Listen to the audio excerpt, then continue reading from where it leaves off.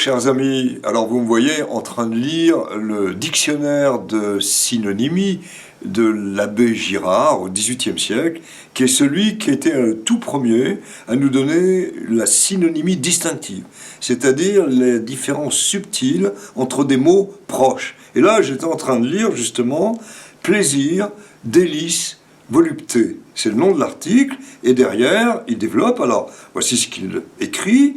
L'idée, on est en 1756, l'idée du plaisir est d'une bien plus vaste étendue que celle de délice et de volupté, parce que ce mot a rapport à un plus grand nombre d'objets que les deux autres, qui concernent l'esprit, le cœur, l'essence, la fortune, enfin, tout est capable de nous procurer du plaisir.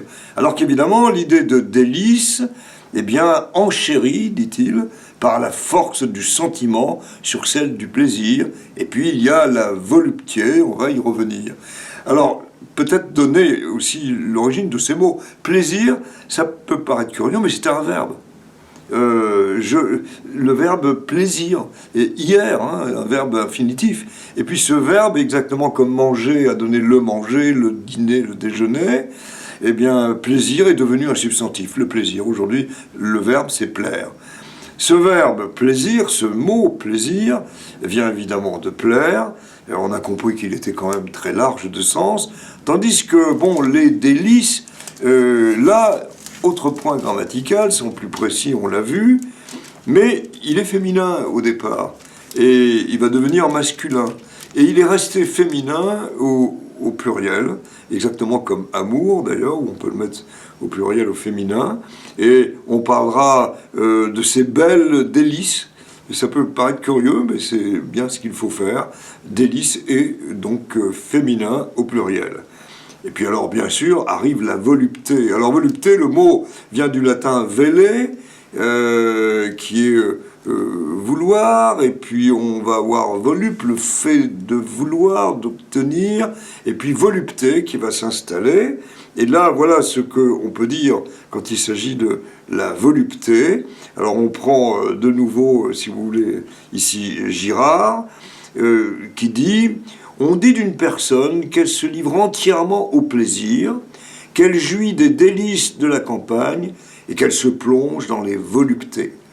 Alors, pris dans ce dernier sens, il y a également, comme tant d'autres, des différences de délicatesse. Le mot plaisir a plus de rapport aux pratiques personnelles, aux usages et aux passe-temps, tels que la table, le jeu, les spectacles et les galanteries. Celui de délice en a davantage aux agréments que la nature, l'art et l'opulence fournissent, tels que de belles habitations, des commodités recherchées et des compagnies choisies. Et celui de volupté désigne proprement les excès qui tiennent de la mollesse, de la débauche et du libertinage recherchés par un goût outré, assaisonné par l'oisiveté et préparé par la dépense, tel qu'on dit avoir de ceux où Tibère s'abandonnait dans l'île de Capri.